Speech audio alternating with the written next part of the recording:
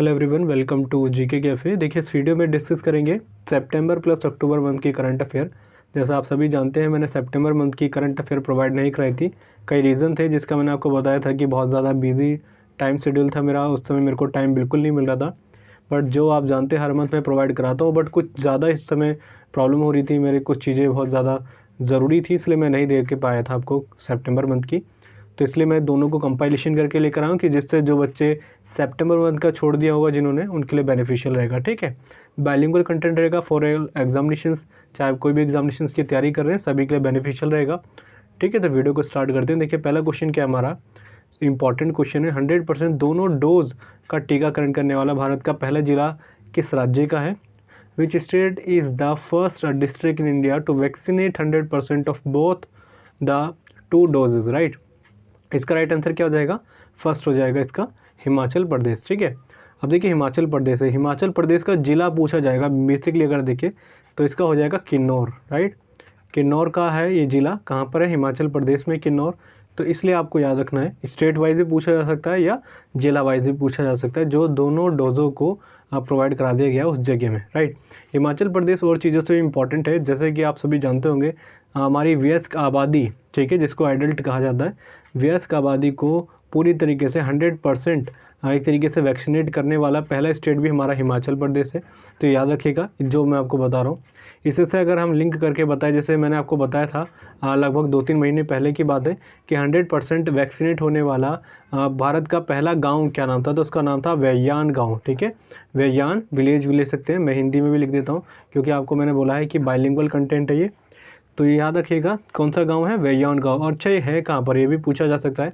तो याद रखिएगा JNK में, राइट, जम्मू एंड कश्मीर में है। और अगर हम बात करें 100% वैक्सीनेट होने वाला पहला UT कौन सा है हमारा, बात करें तो ये है हमारा लद्दाख। ठीक है, लद्दाख है, ये भी याद रखिएगा, यूनियन टेरिटरी के हिसाब से मैं बता रहा हूँ। और 100% अभी हाल ही का सितंबर मंथ का है, 100% पूरी तरीके से वैक्सीनेट होने वाला सिटी कौन सा बन गया है?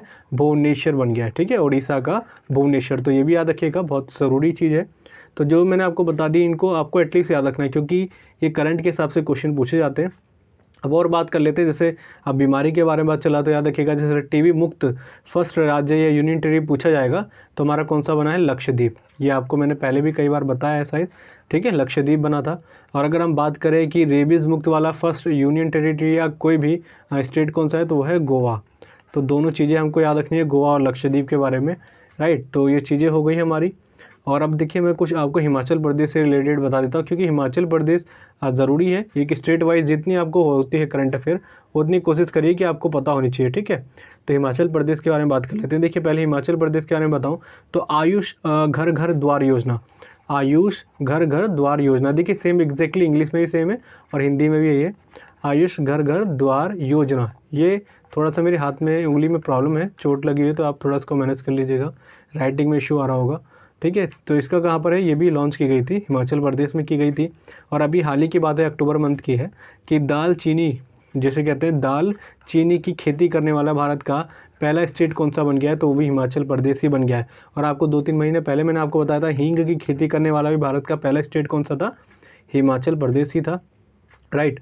और अगर हम और चीज़ इसके हिसाब से देखें, अभी एक और मैंने आपको बताया था ई कैबिनेट को लॉन्च करने वाला या सिस्टम को लॉन्च करने वाला कौन सा पहला हमारा स्टेट बना था? ये भी यही था, हमारा हिमाचल प्रदेश। और अच्छा, कैबिनेट की बात कर रहा हूँ तो अदालत, ठीक, लोक अदालत, ये लॉन्च करने वाला या इस सिस्टम को अप्लाई करने वाला पहला स्टेट कौन सा था? हमारा छत्तीसगढ़। तो ऐसे क्वेश्चन जो फर्स्ट स्टेट है या कोई भी इंडिया में कोई स्टेट नई चीज़ कर रहा है तो ज़रूरी हो जाती है हमारे एग्जामिनेशंस के पॉइंट ऑफ व्यू से। और अगर हिमाचल प्रदेश के बारे में बात करें कि दुनिया का सबसे ऊंचा इलेक्ट्रिक व्हीकल एक तरीके से चार्जिंग स्टेशन बोले तो कहाँ पर बन रहा है? ये हिमाचल प्रदेश के काजा में। ठीक है, जगह का नाम है काजा। फिर दोबारा बोल रहा हूँ, इलेक्ट्रिक व्हीकल चार्जिंग स्टेशन जो सबसे ऊंचाई में स्थित है वो है हिमाचल प्रदेश के काजा में इस्टेब्लिश किया जा रहा है। अगर हम बात करें देश का फर्स्ट स्की पार्क कहाँ पर बन रहा है, तो ये भी आपका हिमाचल प्रदेश में स्की पार्क। अगर हम बात करें 100% LPG के बारे में, आपको बताया था 100% LPG कनेक्शन देने वाला फर्स्ट स्टेट कौन सा बन गया था? हमारा हिमाचल प्रदेश ही बन गया था, जो बेसिकली ज़रूरी है। और मैंने आपको पहले ही बताया था पंचवटी योजना ये स्टैब्लिश किसके द्वारा की गई थी? ये भी हिमाचल प्रदेश की गवर्नमेंट के द्वारा की गई थी। बेसिकली अगर बात करें तो जो हमारे जो सीनियर सिटीजन होते हैं, बुज़ुर्गों के लिए इस योजना को लॉन्च किया गया था, राइट। तो ये चीज़ें हमको याद रखना। अच्छा, वैक्सीनेशन से मैं आपको एक और चीज़ बता दूँ, अभी रिसेंटली इंपॉर्टेंट चीज़ बन जाती है। 2 साल से लेके 18 साल तक के लोगों के बीच में, जैसा आप सभी जानते हैं, अभी तक तो अप्रूवल मिला है कि 18 साल से जिनकी एज ज़्यादा है उन्हीं को वैक्सीनेशन किया जाएगा, ठीक है, वैक्सीनेट किया जाएगा। बट अभी एक स्टेट पहला कौन सा बन गया, वो है बन गया तमिलनाडु, जो 2 साल से लेके 18 साल के बीच में भी वैक्सीनेट करेगा। तो आपको ये भी चीज़ याद रखनी है। तो इतने आपको क्वेश्चन याद रखने कोरोना से इम्पॉर्टेंट जो मैं आपको बता रहा हूँ। अच्छा, एक और बता दूँ, सेंट्रल गवर्नमेंट ने एक मिशन को लॉन्च किया है, मिशन 100 डेज़। इसका क्या है, इसमें ये भी कोरोना को रोकने के लिए मिशन 100 डेज़ को लॉन्च किया गया है सेंट्रल गवर्नमेंट के द्वारा, राइट। तो ये चीज़ें हमको इतनी याद रखनी है। हिमाचल प्रदेश से रिलेटेड मैं आपको कुछ चीज़ें बता दूँ, जैसे आपका रोहतांग, जिसको कहते हैं पास, दर्रा, ठीक है, रोहतांग, ये कहाँ पर है आपका, हिमाचल प्रदेश में। अगर हम बात करें बारालाचा, ये बहुत बार पूछा जाता है, यहाँ पर ए आ जाएगा बारालाचा, ये भी आपका कहाँ पर है, हिमाचल प्रदेश में। देखिए पास किसको कहते हैं, पास जिसको कहा जाता है, दर्रे हिंदी में इसको कहते हैं। दर्रे मतलब देखिए दो एक तरीके से पहाड़ जा रहे हैं और पहाड़ के बीच में से अगर वो एक रास्ता निकल रहा है तो उसको पासेस बोला जाता है। तो ये बहुत ज़रूरी है। रोहतांग और बारालाचा दर्रा बहुत बार पूछा जाता है कि कौन से स्टेट में पड़ता है, तो हमारा हिमाचल प्रदेश में पड़ता है। अगर हम एक और बहुत ज़रूरी क्वेश्चन बन जाता है, सेंट्रल पोटैटोज़ रिसर्च इंस्टीट्यूट, मैं फिर भी लिख देता हूँ क्योंकि कई लोग डिमांड करते हैं। सेंट्रल पोटैटोज़ रिसर्च इंस्टीट्यूट, ये कहाँ पर है आपका, ये शिमला में, ठीक है, शिमला। आप जानते हैं शिमला कहाँ पर है, हिमाचल प्रदेश में। और अगर इसके अलावा मैं आपको बताऊँ कोई स्टैटिक जीके की चीज़ें बता रहा हूँ, पिन वैली नेशनल पार्क, ये भी आपका कहाँ पर है, हिमाचल प्रदेश में। और ग्रेट हिमालयन, ये तो आप सभी जानते होंगे, हिमालय से याद रखिएगा, हिमाचल में नाम आ रहा तो ईजिली हम याद कर लेंगे। ग्रेट हिमालयन नेशनल पार्क भी हमारा कहाँ पर है, हिमालयन है यहाँ पर, ठीक है, ये भी हमारा हिमाचल प्रदेश में। और खीर गंगा नेशनल पार्क वैसे ही नहीं पूछा जाता, बट इस बार का जो अभी आपका यूपी पीसीएस का एग्जामिनेशन हुआ था उसमें नेशनल पार्क पूछा गया, इसलिए मैंने आपको बता दिया। वैसे स्टेट पीसीएस में भी ऐसे क्वेश्चन पूछे जाते तो हमको याद रखना पड़ेगा। तो ये चीज़ें आपको याद रखनी है जो हिमाचल प्रदेश से रिलेटेड है, जो इतना ही है मेनली बेसिक बात करें। और देखिए मैंने आपको स्टैटिक जीके इसलिए नॉलेज दे रहा हूँ, एक चीज़ बता दूँ कि स्टैटिक जीके भी करना ज़रूरी बन जाता है। आप कोई भी करंट अफेयर पढ़ रहे हैं, हमारा मेन मोटिव जो होना चाहिए वो तो हमारा सिंपल सी बात है कि हमको करने का टारगेट है हमारा करंट अफेयर, बट जितना हो सके रिवीजन जीके का भी उससे लिंक करते रहें। जैसे आपके सामने कोई स्टेट आ रहा है तो उसको सोचिए आपको वहाँ पर क्या फेमस चीज़ है जो आपको पता होनी चाहिए, क्योंकि एग्जामिनेशंस में हमको रिपीटेड ज़्यादा चीज़ें रखनी पड़ेगी रिवीजन के साथ, क्योंकि डेली कोई करंट अफेयर नहीं पढ़ता, ना जीके पढ़ता है, ठीक है। हम बात कर लेते हैं। देखिए मैं कुछ स्टेट गवर्नमेंट के बारे में बात कर लेता हूँ, क्योंकि अभी तो हिमाचल प्रदेश हुआ है तो मैं कोशिश करता हूँ जो सारे आपको इस मंथ में रहे थे वो सारी आपको एक बार रिकॉल करा दूँ। जैसे पहली बार रोप वे इसको इस्तेमाल करने वाला, यूज़ करने वाला भारत का पहला शहर कौन सा बन गया है, तो ये आपको याद रखना है, इसका नाम है वाराणसी, बहुत इंपॉर्टेंट है, ठीक है, वाराणसी, ये यूपी में आप सभी जानते हैं। तो पहली बार रोप वे को एक तरीके से यूज़ करने वाला भारत का पहला शहर कौन सा बन गया, सिटी बन गया है, वाराणसी बन गया है, ठीक है। अब मैं आपको यूपी से रिलेटेड कुछ अभी हाल ही में जो अक्टूबर सितंबर के टाइम पर रही थी वो बता देता हूँ। जैसे आप सभी को मैंने पहले बताया था 2020 का ई पंचायत अवार्ड किसको मिला था, ई पंचायत, ठीक है, ई पंचायत अवार्ड किसको मिला था, ये आपके यूपी को ही मिला था। और अगर बेसिकली हम और चीज़ें जैसे डिस्कस करें, मैंने अभी आपको बता होगा सभी को, आरोग्य वाटिका, ठीक है, लिख देता हूँ मैं, आरोग्य वाटिका। वीडियो थोड़ी लंबी हो जाएगी बट आपको डिटेल में भी समझाना ज़रूरी है। आरोग्य वाटिका को स्थापित करने वाला पहला स्टेट कौन सा है। देखिए आरोग्य वाटिका ये कहाँ पर इस्टेब्लिश की जाएगी, स्कूलों में। स्कूलों मतलब जैसे मैं आपको समझा दूँ, ये वाटिका एक तरीके से क्या है, जैसे औषधि पेड़ होते हैं, आप जानते हैं कोरोना के बाद से औषधि जो पेड़ पौधे होते हैं उनकी प्राथमिकता ज़्यादा बढ़ गई है, महत्वता ज़्यादा बढ़ गई है।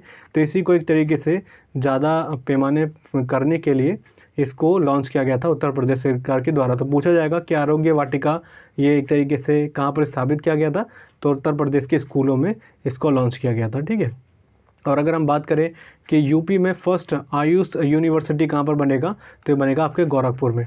अगर जैसे आप कोई भी एग्जामिनेशन देने जा रहे हैं जो यूपी से रिलेटेड है, जैसे यूपी एसआई हो गया या यूपी SSC, तो ऐसी चीज़ें पूछी जाती है, बट ये यूपी का फर्स्ट है, तो आपको याद रखना है फर्स्ट जो आयुष यूनिवर्सिटी, आयुष, ठीक है, आयुष यूनिवर्सिटी जो बनेगा आपका, ये आपका गोरखपुर में बनेगा। अच्छा, आयुर्वेद से ही बात चल रही है तो मैं आपको एक चीज़ और बता दूं, आयुर्वेद बायो बैंक जो विश्व का पहला बनाने वाला कौन सी जगह पर बनेगा, ये आपका न्यू दिल्ली में बनेगा, ठीक है, जहाँ पर मैं अभी स्थित हूँ। तो आपको ये चीज़ें याद रखनी है। पहला बायो बैंक मैं लिख देता हूँ, पहला बायो बैंक किसका, आयुर्वेद का। तो ये चीज़ याद रखनी है आपको। कहाँ पर इस्टेब्लिश किया जाएगा ये आपका दिल्ली में, ठीक है। और अगर हम दिल्ली के हिसाब से बात करें तो दिल्ली से भी कुछ चीज़ याद रख लीजिएगा। अभी हाल ही में आंगनबाड़ी, ठीक है, आंगनबाड़ी ऑन व्हील्स ये पहल शुरू की गई थी एक तरीके से दिल्ली गवर्नमेंट के द्वारा। अच्छा, दिल्ली गवर्नमेंट का एक तरीके से ब्रांड एम्बेसडर बोल सकते हैं गवर्नमेंट ने, जो एक तरीके से बनाया कई चीज़ों में। तो उसके लिए किनको बनाया गया, सोनू सूद को। तो ये भी याद रखेगा इनका नाम, ठीक है, ज़रूरी बन जाता है। तो देखिए एक चीज़ से आपको मैं बता रहा हूँ, जैसे आप कोई भी करंट अफेयर पढ़ रहे हैं, चाहे हम जीके पढ़ते हैं, मेरी आपने कई वीडियोस देखी होगी, 6 आवर्स की मैंने प्लेलिस्ट बना रखी है मेरे जीके कैफ़े चैनल पे, आप जाके चेक कर सकते हैं। 6 आवर्स नाम प्लेलिस्ट है, आप मेरी वीडियोस देखेंगे तो ऐसे ही मैं पढ़ता हूँ, ऐसे ही मैंने आपको बताया है, ऐसे ही करना है आपको। करंट अफेयर हो, जीके हो, इंग्लिश हो, कोई भी लिंक करते रहिए। जितना आपको स्टेट से उस चीज़ों से रिलेटेड करंट अफेयर भी ऐसे याद रखनी है कि अभी इसी मंथ में कौन कौन सी चीज़ें हुई है इसी स्टेट में, ठीक है।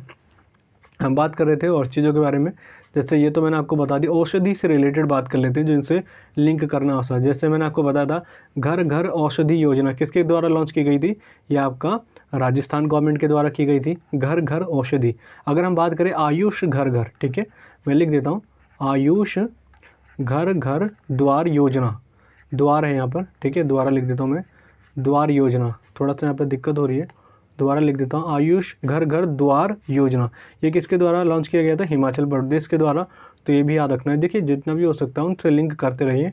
और अगर हम बात करें कि अभी आप सभी जानते होंगे 4th ग्लोबल आयुर्वेद फेस्टिवल, ये कहाँ पर लॉन्च किया गया था, ये इसको कहाँ पर संपन्न किया गया था, आयुर्वेद फेस्टिवल ये आपका किया गया था केरल में, ठीक है।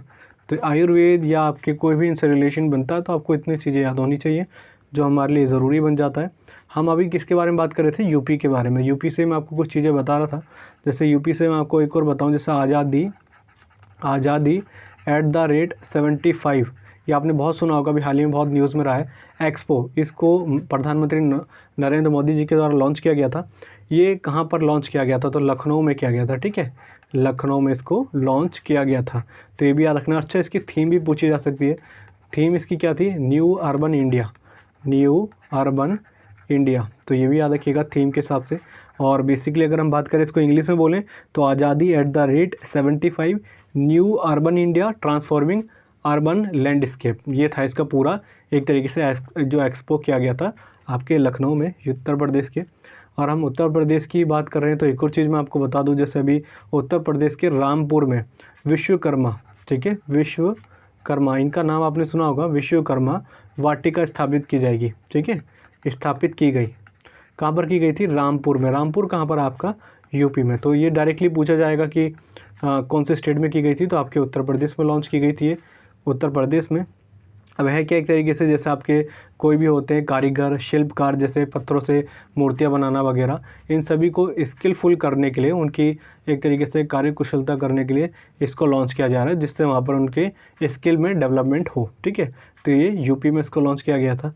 तो ये वो जितने मैंने आपको बता दिए हैं यहाँ से, इनको आपको याद रखना है, ठीक है। अब हम बात कर लेते हैं यूपी की कुछ मैं स्टैटिक जीके भी आपको बता दूँ साथ साथ, कि आपको एटलीस्ट ये पता होना चाहिए। जैसे आपका Narora atomic power station, Narora, ठीक है, नरोरा एटॉमिक पावर स्टेशन कई बार पूछा जाता है, कहाँ पर है आपका, ये यूपी में। दुधवा नेशनल पार्क, ठीक है, दुधवा नेशनल पार्क, यहाँ पे लिख देता हूँ, थोड़ा प्रॉब्लम हो रहा है।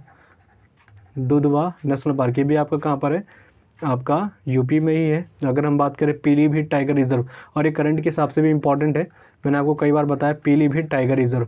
पीलीभीत टाइगर रिजर्व ने अपने एक लिमिटेड समय के अंदर अपने जो इन्होंने एक तरीके से टारगेट बनाया इंडिया में कि मेरे को एग्जैक्टली याद नहीं आ रहा, 2022 है शायद, 2025 तक कि बाघों की आबादी को दुगना किया जाए। बट उस टाइम से पहले ही पीलीभीत टाइगर रिजर्व ने इसको कंपाइलेशन करके बहुत तेज़ी से इसको बढ़ावा दिया, और उन्होंने अपनी जो टाइगर की संख्या दुगनी कर दी है एक लिमिटेड समय के अनुसार, ठीक है, उससे पहले ही कर दिया गया है।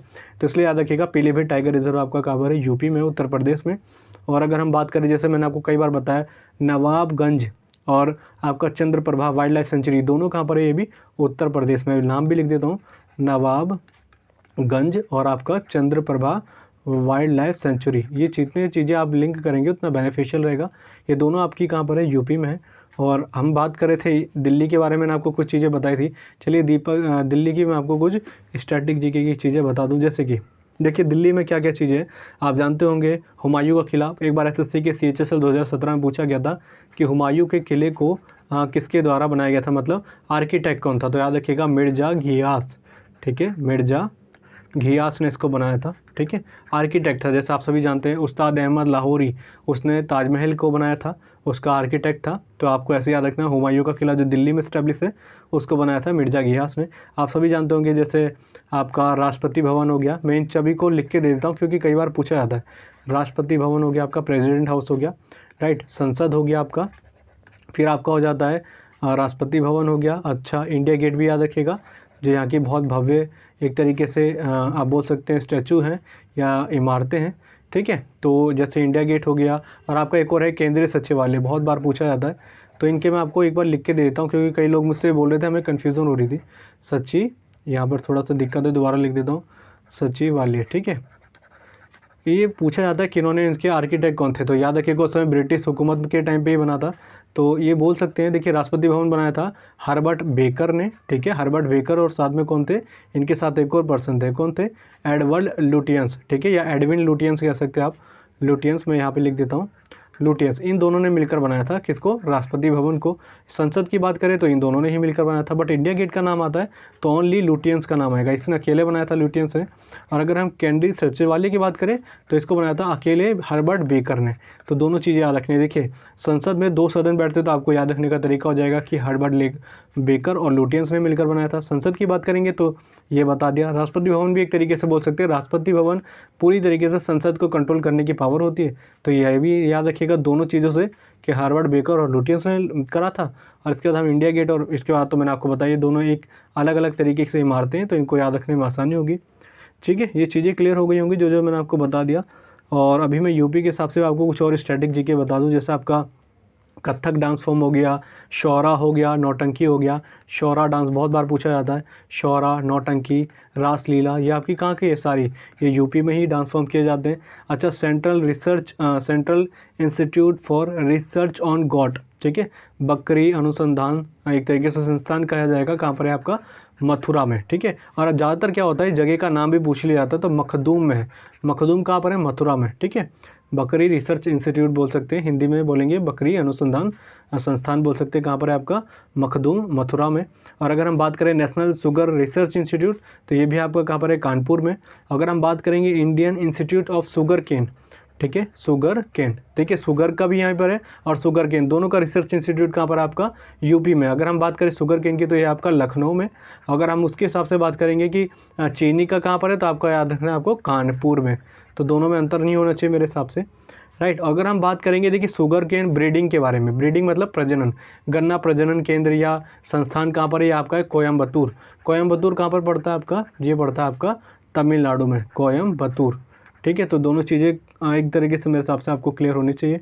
और मैंने आपको कई बार बताया चौधरी चरण सिंह जो आपका इंटरनेशनल एयरपोर्ट है, ये भी आपका यूपी में है। लाल बहादुर शास्त्री इंटरनेशनल एयरपोर्ट, ये सारे पूछे गए हैं, आपका यूपी में है।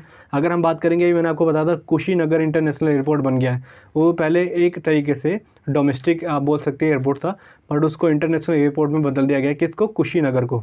ये याद रखिएगा, करंट अफेयर का पार्ट है ये, कुशीनगर। और आपको पता है भारत की पहली ट्रांसजेंडर यूनिवर्सिटी कहाँ पर इस्टेब्लिश की जाएगी, कुशीनगर में ही की जाएगी।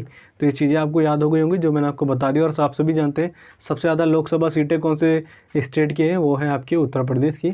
और सबसे ज़्यादा प्रधानमंत्री इसी जगह से बनकर निकले, क्योंकि उनका एक तरीके से निर्वाचन क्षेत्र जो था, जहाँ पर उनकी कंस्टिट्यूंसी होती थी, ज़्यादातर प्राइम मिनिस्टर की यूपी की ही रही है। तो ये पूछा गया क्वेश्चन था, इसलिए मैंने आपको बता दिया, ठीक है। अच्छा, एक और इम्पॉर्टेंट चीज़ है, अगर किसी को हिस्ट्री, स्टैटिक जीके और वोकेबुलरी को लेकर दिक्कत है, क्योंकि मुझे अपने टाइम पे बहुत दिक्कत हुई थी और इनका वेटेज बहुत ज़्यादा है रेलवेज़ के एग्जामिनेशन में, एसएससी में, तो इन सभी का लिंक आपको डिस्क्रिप्शन में मिल जाएगा। मैंने ई बुक बना रखी है, नहीं तो व्हाट्सअप नंबर आपको स्क्रीन पे शो हो रहा होगा, यहाँ से आप मुझे ले सकते हैं मुझसे ई बुक। मैंने इसके ऊपर देखिए बहुत प्रॉपर करके डिटेल में बना रखी है, बहुत लोगों को पसंद आई थी।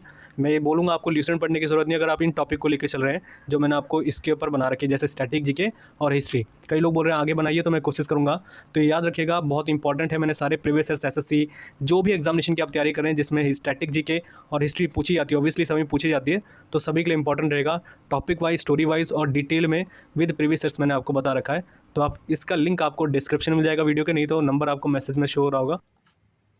देखिए और चीज़ें मैं आपको बता दूं जो ज़रूरी बन जाता है, जैसे पंजाब गवर्नमेंट ने भी हाल ही में कुछ योजनाएं लॉन्च की थी, उनके बारे में पता चलता है, जैसे कि मेरा घर मेरा नाम योजना, ठीक है, मेरा घर मेरा नाम योजना, याद रखिएगा, ये भी पंजाब गवर्नमेंट के द्वारा ही लॉन्च की गई थी, मेरा नाम योजना। अब ये क्या योजना, इसके बारे में आपको जल्दी से बता दूं। पंजाब गवर्नमेंट ने इसको लॉन्च किया था। देखिए इसको लॉन्च करने का एक ही रीज़न था कि जो लाल डोरे की ज़मीन होती है, उसके जो घरों के लोग रहते हैं यहाँ पर, उनको मालिकाना हक प्रोवाइड कराना। देखिए रीज़न क्या है, लाल डोरा, इसके बारे में आपको जल्दी से बता दूँ। लाल डोरा ज़मीन वो होती है जहाँ पर एक तरीके से आप विवादित कह सकते हैं, जहाँ पर एक तरीके से गवर्नमेंट क्लेम करती है कि उनकी ज़मीन है, और वहाँ पर अगर घर बना लिए जाते किसी तरीके से, वहाँ प्लॉट कट जाते हैं, तो वो एक तरीके से लाल डोरे की ज़मीन बोली जाती है। तो इसी हिसाब से ये योजना को लॉन्च किया गया है पंजाब गवर्नमेंट के द्वारा, ठीक है। हम और गवर्नमेंट के हिसाब से मैं आपको बताऊं, जैसे और राज्य सरकारों द्वारा लॉन्च की गई थी। पंजाब की अभी हाल ही में अक्टूबर मंथ की रही थी, तो मैंने आपको बता दिया। जैसे लड्डू वितरण योजना, आपने बहुत बार सुना होगा, ये लड्डू वितरण योजना ये किसके द्वारा लॉन्च की गई थी, ये आपकी गुजरात गवर्नमेंट के द्वारा लॉन्च की गई थी ये प्लानिंग, ठीक है। स्टेट प्लानिंग एक इम्पॉर्टेंट करंट अफेयर का बेसिक हमारा बन जाता है। और देखिए क्या है लड्डू वितरण योजना, देखिए जो गर्भवती महिलाएं होती हैं और उनके जब जैसे उनको एक अच्छा पोषण नहीं मिलता है खाने पीने में, तो उनकी एक तरीके से जो बच्चे पैदा होते हैं उनको एक तरीके से कुपोषण का ज़्यादातर होता है कि कुपोषण हो जाए। तो इसी के लिए गुजरात गवर्नमेंट ने गर्भवती महिलाओं को एक तरीके से पोषित लड्डू होते हैं लगभग 15, वो प्रोवाइड कराए जाएंगे इस योजना के द्वारा, ठीक है। तो ये चीज़ें आपको याद रखनी है। और अगर हम गुजरात के हिसाब से एक और मैं आपको योजना बता दूँ, सितंबर मंथ की बात है, वतन प्रेम योजना, ठीक है।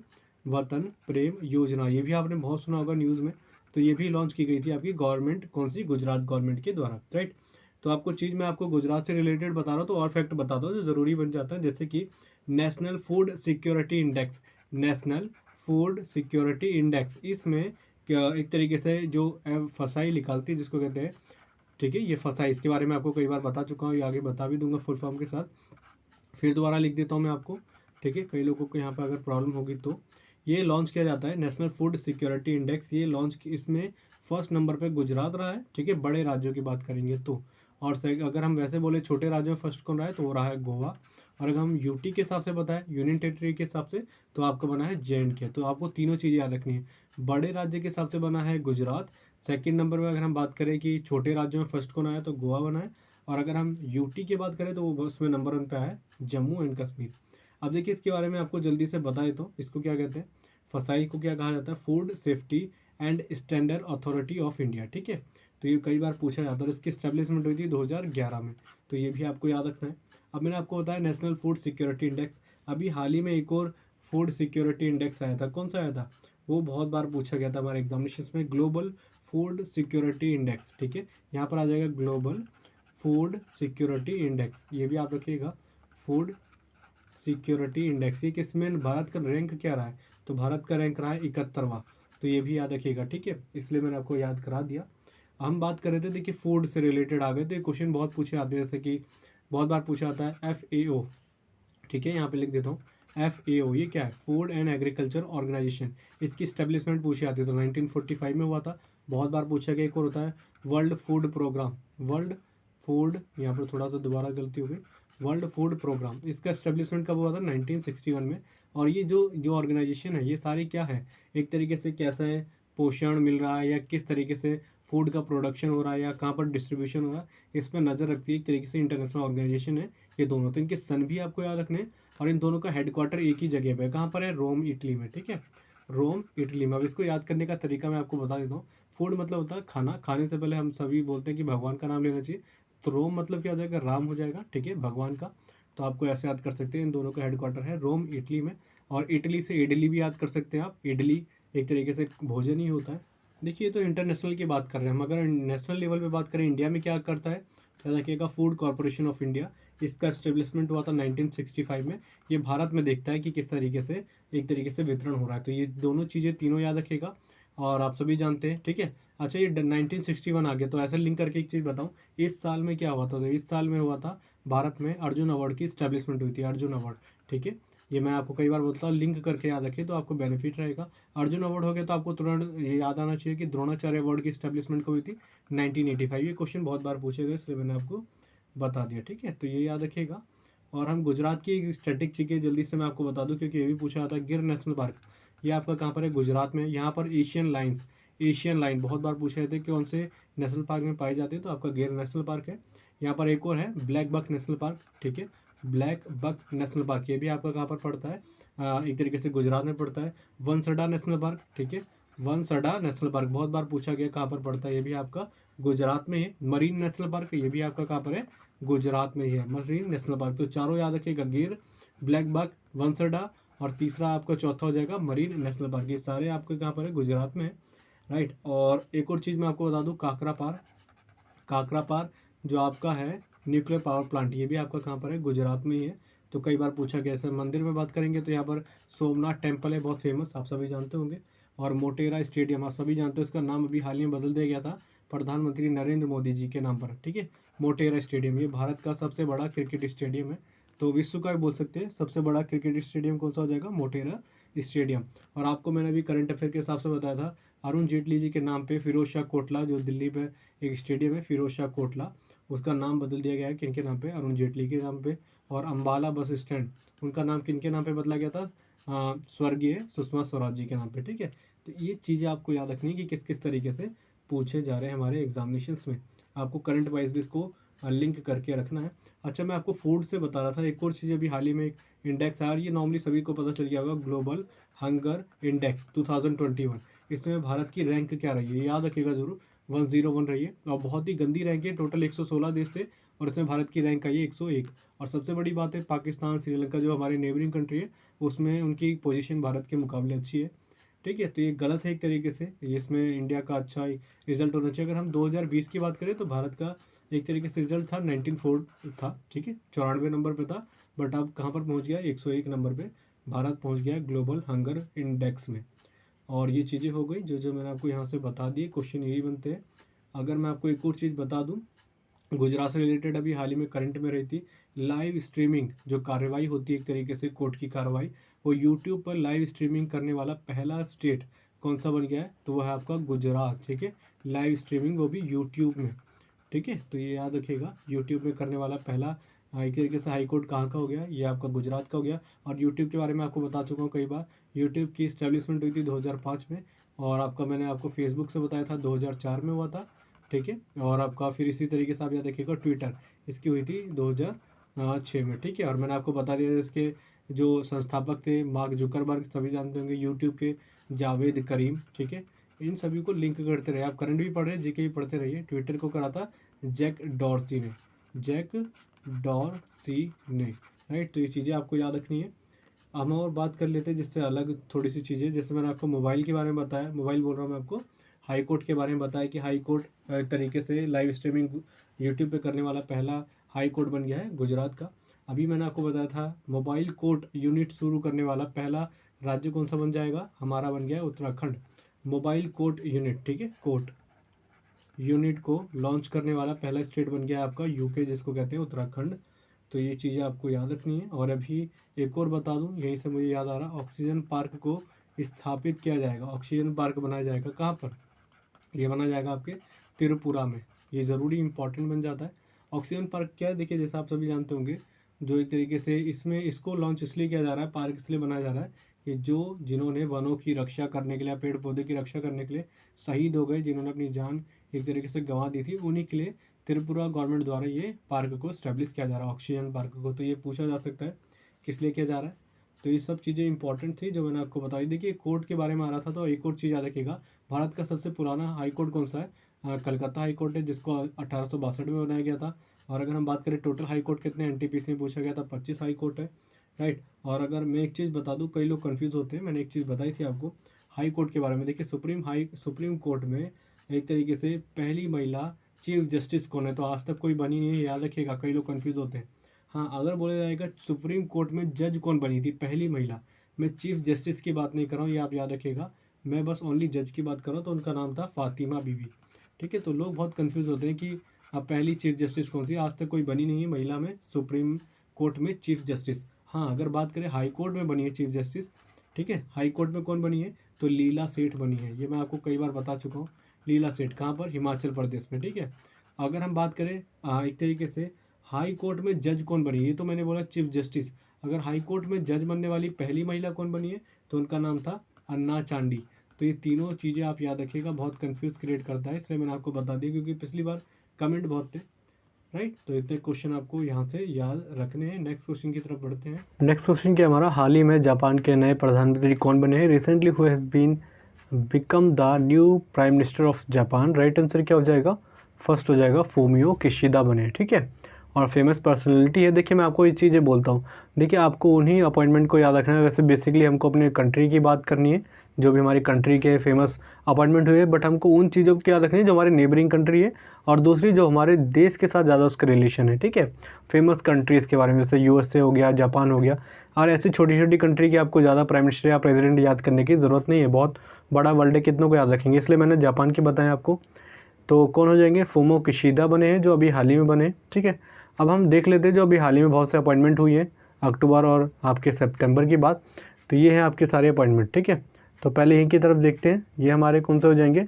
नेशनल सिक्योरिटी डिपॉजिटरी, इसके कौन बने हैं? पद्मजा चंद्रू बने हैं, ठीक है, चंद्रू। और आगे हम बात कर लेते हैं, इनके बाद कौन बने हैं? चीफ हाइड्रोग्राफर कौन बने हैं? अधीर अरोड़ा बने हैं। फिर अगर हम बात करें जैसे सेक्रेटरी ऑफ टेलीकम्युनिकेशन के राजा रमन बने हैं। और देखिए मैंने आपको बताया था जापान का भी एक चीज़ याद रखिएगा, बहुत बार पूछा आता है, कीमोनो ये एक तरीके से है क्या? एक तरीके से वहाँ की अटायर बोल सकते हैं, या आप बोल सकते हैं अटायर मतलब जो पोशाक है, ये वहाँ की होती है। आपने कई बार देखा होगा कार्टून वगैरह जो आते हैं, या कई आपने मूवीज़ वगैरह देखी होंगी वहाँ की, तो एक अलग तरीके से उनकी ड्रेस होती है, उसको कहते हैं कीमोनो। तो कई बार पूछा गया एसएससी में। और सोनी कंपनी कहाँ की है आपकी? ये आपकी जापान की है। तो ये चीज़ याद रखेंगे, स्टैटिक वाइज भी आपको थोड़ा बहुत आपको रखना है इसमें कंट्रोल, ठीक है। और हम देख लेते हैं, मैं आपको जो यहाँ पे ऑप्शन भी दे रखे हैं ये भी याद रखिएगा। नेफ्ताली बेनेट, मैंने आपको पहले ही बताया था, ये नेफ्ताली बेनेट कहाँ के पीएम बने थे? आपके इजराइल के बने थे। इब्राहिम रईसी कहाँ के बने थे? राष्ट्रपति बने थे, ये आपके ईरान के बने थे। तो आपको ये दोनों के भी नाम याद रखिएगा, ज़रूरी इंपॉर्टेंट कंट्री हमारे हिसाब से। और आगे हम कौन से चल रहे थे, एक और चीज़ मैं आपको बता दूं, यहाँ पर है डायरेक्टर जनरल ऑफ AIR, जिसको कहते हैं all India radio, Venugopal Reddy बने हैं, ठीक है। और इनके हिसाब से मैंने, इनका पूरा नाम है N वेणुगोपाल रेड्डी।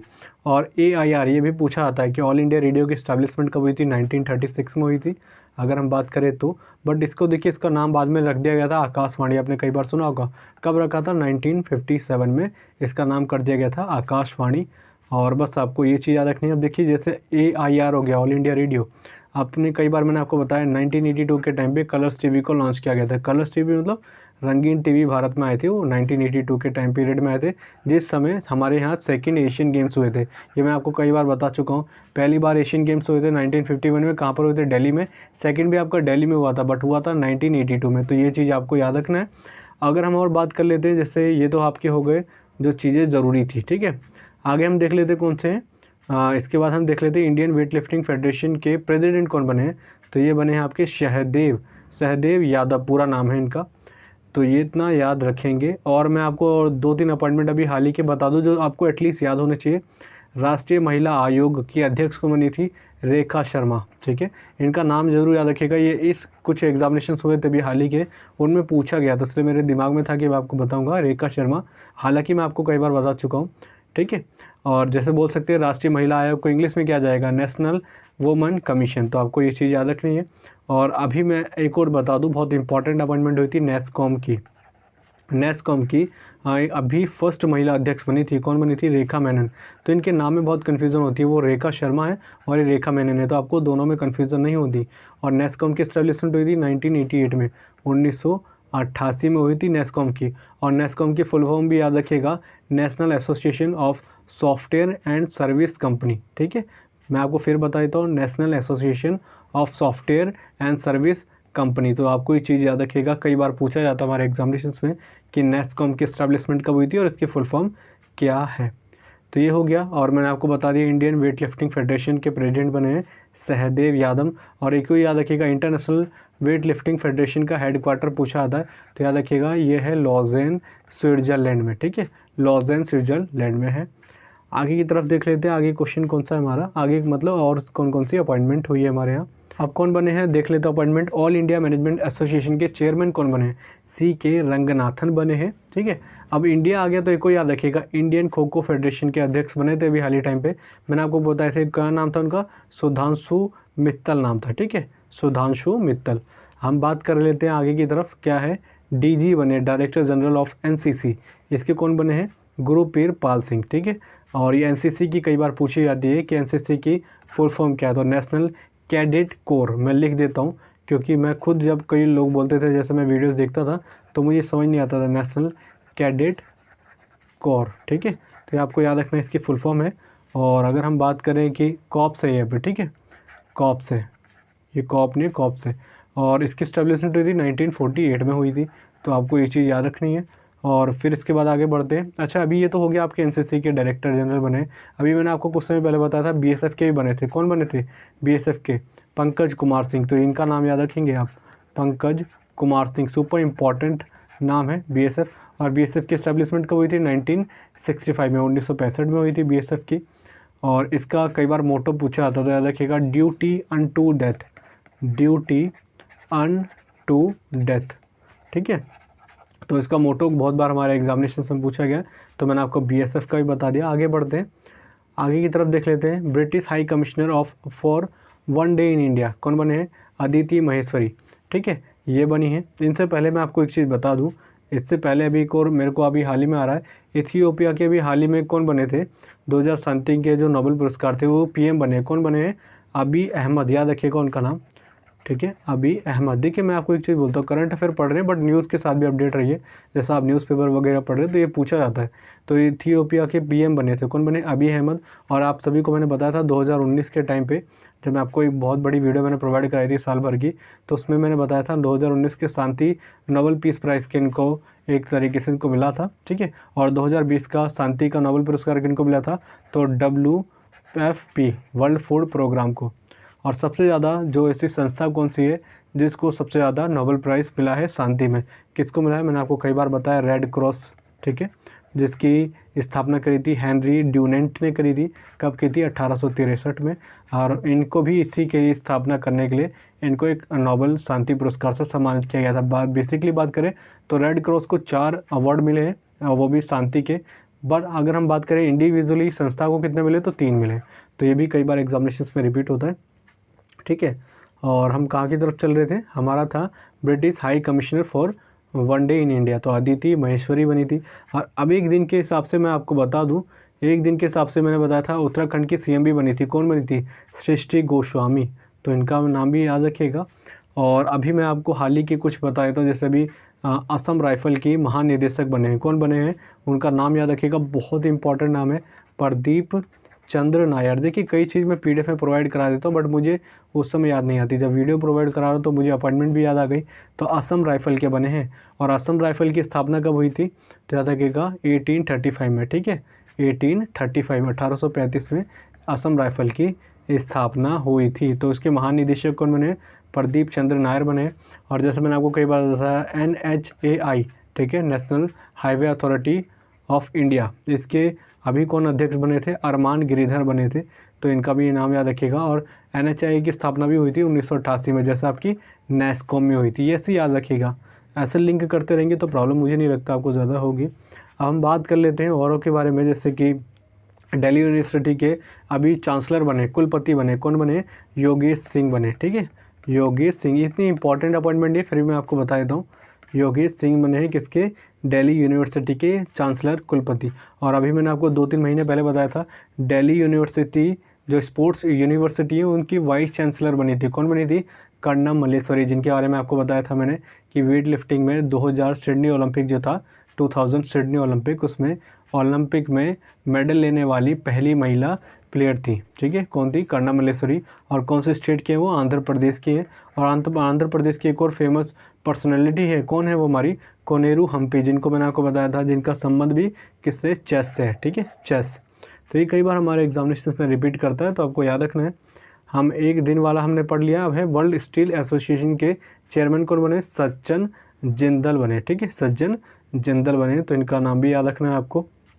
और अगर हम बात करें, जैसे मैंने आपको बताया था अभी कुछ इंपॉर्टेंट क्वेश्चन, एक्सिस बैंक का भी मैं आपको बता दूं। एक्सिस बैंक के भी MD बने। कौन बने? अमिताभ चौधरी बने, ठीक है, अमिताभ चौधरी। किसके बने? एक्सिस बैंक के। अच्छा, इसका टैगलाइन पूछा गया था SSC के एग्जामिनेशन में, ज़रूर बताइएगा इसका टैगलाइन क्या था, ठीक है। आगे देख लेते कौन है managing director of axis bank, तो मैंने बता दिया अमिताभ चौधरी बने। Insolvency and bankruptcy board of India के चेयरमैन कौन बने, नवरंग सैनी बने हैं। और इसमें कुछ खास बताने वाली बात नहीं, बस आपको इनका नाम याद रखना है।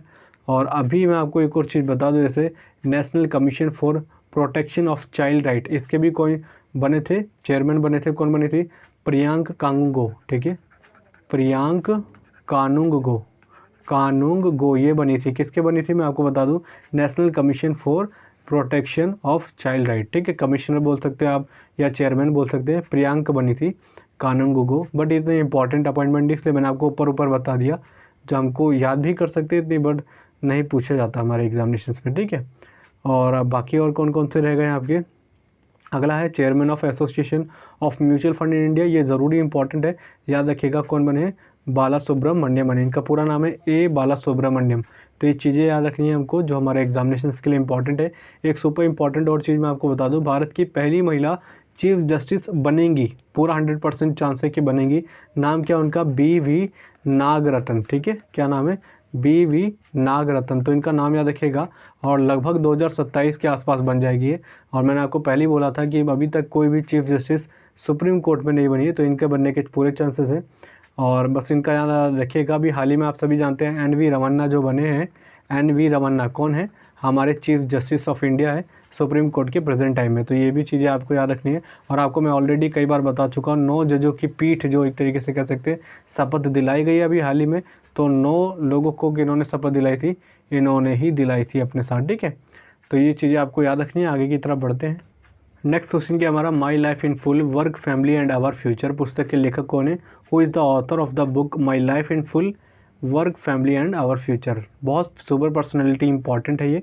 राइट आंसर हो जाएगा तीसरा, इंदिरा नूई। इनके बारे में आपको कई बार बताया, पेप्सिको की चेयरपर्सन रह चुके हैं ये, ठीक है। और अब देखिए जो इस मंथ में अक्टूबर या नवंबर में आप बोल सकते हैं इंपॉर्टेंट पर्सनैलिटी रही है, उन्हीं के बारे में हम डिस्कस करते हैं जिन्होंने फेमस बुक्स को लॉन्च किया है। वैसे तो बहुत सारी बुक्स लॉन्च होती है, बस आपको ज़्यादातर वर्क उन्हीं पे करना है जो फेमस पर्सनैलिटीज़ रही। जैसे आपका है द कस्टोडियन ऑफ ट्रस्ट, इसके कौन बने हैं, रजनीश कुमार बने हैं। कमेंट बॉक्स में बताइएगा ये रजनीश कुमार कौन से हैं, ये किस नाम से, आपको मैंने कई बार इनके बारे में बताया। द कस्टोडियन ऑफ ट्रस्ट मैंने उन्हीं को रखा है जो फेमस पर्सनैलिटी है। इकोनॉमिक्स गांधी जी, ठीक है, ये कौन है, इसको लिखा है, ये देखिए इंग्लिश में अलग है, हिंदी में अलग है, तो मैं इनका नाम बता देता हूँ। ये है अर्थशास्त्री गांधी अगर हिंदी में बोले तो, और ये पूरा नाम था जयतीर्थ राव, इनके द्वारा लिखी गई थी, ठीक है। इकोनॉमिक्स गांधी, इंग्लिश वाले अलग है, हिंदी वाले अलग है, अर्थशास्त्री कहा जाएगा इस बुक को, अर्थशास्त्री गांधी। फिर हमारा कौन सा हो जाता है इसके बाद, द नटमैगकर्स, ये इसके कौन हो जाएंगे, अमिताभ घोष। और अमिताभ घोष के बारे में आपको ऑलरेडी कई बार बता चुका हूँ, बहुत फेमस पर्सनैलिटी है, तो बुक जरूर याद रखिएगा। और आपके एग्जामिनेशंस में आने के कई चांसेस है। इस बार के मैंने आपको देखिए कई बार बोला था इसको याद रखिएगा, कुछ फेमस बुक्स SSC CHSL में पूछी गई थी, MTS में पूछी गई थी, बट लोगों ने बुक्स पे ज़्यादा वर्क नहीं करा, तो करंट अफेयर की बुक्स भी आप याद रखिए, बस वही फेमस पर्सनैलिटी पे ज़्यादा वर्क करें, ठीक है। फिर अगला हमारा कौन सा हो जाता है, actually I met them memoirs, ये किनकी है, गुलजार की। गुलजार आप जानते हैं फिल्म इंडस्ट्री में इनका बहुत ज़्यादा नाम रहा है, तो गुलजार के द्वारा लिखी गई थी ये, ठीक है। और अभी गुलजारा के बारे में बताऊं मैं आपको, 2020 में इन्होंने को लिखी थी, कौन सी लिखी थी, बॉस कियाना, ठीक है, बॉस कियाना। तो मैंने आपको बताया था उस समय, इनके बुक का नाम याद रखिए, फेमस पर्सनैलिटी है ये। आगे चलते कौन सा, सर सैयद अहमद खां, रीजन रिलीजन नेशन, ये किनके द्वारा लिखी गई, आपके हैं सैफ़ी किदवई। अब देखिए इनसे एक चीज़ मैं आपको बता दूँ, 400 डेज़, ये भी याद रखिएगा, ये किनके द्वारा लिखी गई थी, हाल ही की बात है, 400 डेज़ ये लिखी गई थी चेतन भगत की, ठीक है। तो आपको ये फेमस पर्सनैलिटी की बुक भी याद रखिएगा। और अगर हम बात करते हैं ये कौन से, स्टार्स इन माई स्काई, ये किनके द्वारा लिखी गई है, ये है आपका दिव्या दत्ता। इनके बारे में भी आप जानते होंगे, बहुत फेमस पर्सनैलिटी है इंडियन इंडस्ट्री में, जो आपके सिनेमा वगैरह में। तो ये चीज़ें आपको क्लियर हो गई होंगी, जो मेरे को लगा इस मंथ में ज़्यादा इंपॉर्टेंट नहीं आई ये बुक्स, तो आपको इतने ही याद रखने। आगे की तरफ बढ़ते हैं। नेक्स्ट क्वेश्चन क्या हमारा, हाल ही में शांति स्वरूप भटनागर पुरस्कार से किसे सम्मानित किया गया, recently who has been honoured with Shanti Swarup Bhatnagar award, right. तो इसका राइट आंसर क्या हो जाएगा, देखिए ऑप्शन में मैंने रखा नहीं है, थोड़ा सा मिस्टेक है, तो याद रखिएगा, मैं नाम यहाँ लिख देता हूँ, डॉक्टर कनक शाह, ठीक है, नाम मैं लिख देता हूँ यहाँ पर, क्या हो जाएगा, डॉक्टर कनक शाह। तो इनका नाम याद रखिएगा, इनको भी हाल ही में डॉक्टर शांति स्वरूप भटनागर पुरस्कार से सम्मानित किया गया। और मैंने आपको कई बार बताया है ये किस क्षेत्र में दिया जाता है, साइंस के क्षेत्र में दिया जाता है, ठीक है, साइंस के क्षेत्र में प्रोवाइड कराया जाता है। अब मैं आपको जो भी 2 मंथ के रिसेंटली रहे फेमस अवार्ड्स उन्हीं के बारे में डिस्कस करेंगे। तो ये सारी मैंने लिस्ट प्रोवाइड करा रखी है, लिस्ट के हिसाब से देख लेते हैं। देखिए ज़रूरी बन जाते हैं जो हमारे लिए बहुत ज़रूरी है। पहली बात, राइट लाइवलीहुड अवार्ड 2021, ये किसको मिला है? लाइफ को मिला है। लाइफ क्या एक तरीके से ये एनजीओ है, ठीक है, एनजीओ, इसका नाम है लाइफ। और अगर हम वैसे बात करें इसका फुल फॉर्म क्या है नाम लाइफ का, तो याद रखिएगा legal initiative for forest and environment, ठीक है। तो बस आपको याद रखना है, इतना फुल फॉर्म याद रखने की ज़रूरत है नहीं, बस हमको एनजीओ का नाम याद रखना है लाइफ, जिसको राइट लाइवलीहुड अवार्ड 2021 मिला है। और अगर हम बात करें जैसे यह है ग्लोबल लीडरशिप अवार्ड 2021 किनको मिला है? शिव नाडर को। और इनका मैंने आपको कई बार नाम बताया था, ये HCL कंपनी जो है उसके फाउंडर है, HCL कंपनी, ठीक है, फाउंडर है। और इनके साथ ये अकेले ये नहीं, इनके साथ एक और को मिला है, क्या नाम है? अगर हम बात करें श्रीनिवासन, ठीक है, श्रीनिवासन को मिला है। बट ये ज़रूरी देखिए मैंने इसलिए इनका नाम रखा क्योंकि जो बहुत फेमस पर्सनैलिटी होती है ज़्यादातर उन्हीं के नाम आ जाते हैं ऑप्शन में, राइट। और अगर हम बात कर लेते हैं, जैसे मैंने आपको बताया था HCL की स्थापना करी थी इन्होंने, तो ये कई बार पूछा गया है, ठीक है। अच्छा, HCL की फुल फॉर्म क्या है आप कमेंट बॉक्स में ज़रूर बताइएगा, बहुत बार पूछा जाता है बट हमारे से मिस्टेक्स हो जाती हैं, राइट। और हम बात कर लेते हैं सत्यजीत रे अवार्ड किनको मिला है? ये गोपाल, पूरा नाम होगा B गोपाल, ठीक है, इनको मिला है। अगर हम बात करें ये कौन है सत्यजीत रे, ये कई बार पूछा जाता है हमारे एग्जामिनेशंस में, मैंने आपको कई बार बताया 1992 का टाइम था जब इनको ऑस्कर में लाइफ टाइम अचीवमेंट अवार्ड से सम्मानित किया गया था। एक तरीके से आप कह सकते हैं डायरेक्टर थे फिल्मों में, या प्रोड्यूसर भी कह सकते हैं आप, सत्यजीत रे, इनका बहुत बड़ा नाम है और इनको लाइफ टाइम अचीवमेंट अवार्ड मिला था। और एक तरीके से आप कह सकते हैं सेकंड भारतीय थे जिनको ऑस्कर अवार्ड से सम्मानित किया गया था किसी भी कैटेगरी में। अगर हम बात करें ऑस्कर अवार्ड, ठीक है, पहली बात ऑस्कर अवार्ड की एस्टैब्लिशमेंट कब हुई थी? 1929 में हुई थी। और भारतीय कौन थे पहले जिनको ऑस्कर अवार्ड से सम्मानित किया गया था? तो देखिएगा भानु अथैया, ठीक है, भानु अथैया इनको मिला था। अच्छा, भानु अथैया से भी आपको चीज़ याद रखनी है, कब मिला था इनको? 1983 में मिला था। किस चीज़ के लिए मिला था? कोई कैटेगरी तो होगी, तो याद रखिएगा कॉस्ट्यूम डिज़ाइन। ये हर चीज़ में पूछा जाता है अलग अलग तरीके से, कॉस्ट्यूम डिज़ाइन में मिला था इनको, ठीक है। और किस चीज़ के लिए, कौन सी मूवी थी वो? गांधी मूवी, ठीक है, गांधी मूवी। और इसी गांधी मूवी में गांधी का रोल किन्होंने करा था? तो उनका नाम याद रखिएगा बेन किंग्सले, इन्होंने इसको एक तरीके से रोल को प्ले करा था। तो आपको याद रखनी है जो जो चीज़ें मैंने आपको बता दी। 1992 में इनको मिला था। फिर देखिए इनको मिला था भानु अथैया को 1983 में, पहली थी ये महिला बात के जैसे भी तरीके से बात करें। और फिर देखिए औरों को भी मिला है, 2009 में किनको मिला था? AR रहमान को। तो इन चीज़ें भी का नाम याद रखिएगा, AR रहमान को। और इनको 2 बार मिला है, ठीक है, 2 कैटेगरी में मिला था। तो याद रखिएगा ऑस्कर अवार्ड से। और ऑस्कर अवार्ड की एस्टैब्लिशमेंट ईयर बहुत बार आपके एग्जामिनेशंस में रिपीट होती है। इसके बाद बात करते हैं फ्लोरेंस नाइटिंगेल अवार्ड, ये 2021 का किनको मिला है? ये मिला है भानुमति, पूरा नाम है घेवला, ठीक है, भानुमति घेवला। आप आगे का भी नाम याद रखेंगे, कोई प्रॉब्लम नहीं होगा। ये 2021 का है। और 2020 का आप सभी को मैंने कई बार बताया SV सरस्वती को मिला था, ठीक है। अच्छा, ये फ्लोरेंस नाइटिंगेल अवार्ड क्या होता है? फ्लोरेंस नाइटिंगेल का नाम आपको मैंने कई बार बताया, ये नर्स थी, ठीक है। और फर्स्ट वर्ल्ड वॉर के टाइम पे इन्होंने बहुत ही अच्छा काम किया था। ये नहीं देख सकते कि अपने जगह के ही अपने सैनिकों की इन्होंने एक तरीके से पट्टी वगैरह करी थी, जैसे भी हर तरीके से नर्स का काम होता है। बट इन्होंने किसी दुश्मन या दोस्त ये नहीं देखा और सभी के लिए बहुत निस्वार्थ भाव से काम किया था। और पहली महिला भी कहा जाता है कि नर्स थी पूरे वर्ल्ड में। और इन्होंने एक तरीके से मॉडर्न नर्सिंग का स्थापना करी थी, ये कई बार पूछा जाता है, तो आपको ये याद रखना है, ठीक है। और फ्लोरेंस नाइटिंगेल का कई बार पूछा जाता है कि लेडी विद द लैंप किनको कहा जाता है? लेडी विद द लैंप, ये इनको कहा जाता है विद द लैंप। ये हमारी फ्लोरेंस नाइटिंगेल है। और इन्हीं के एक तरीके से जन्म दिवस या कह सकते हैं जन्म दिवस के उपलक्ष्य में 12 मई होता है। और 12 मई को क्या बनाते हैं? International nurse day. तो आपको ये चीज़ें याद रखनी है, बहुत बार हमारे एग्जामिनेशंस में रिपीट हुआ है, आपको याद रखना पड़ेगा। आगे की तरफ देख लेते हैं। अब देख लेते हैं ये कौन सा हमारा वीओश्रेष्ठ सम्मान, ये किनको मिला है?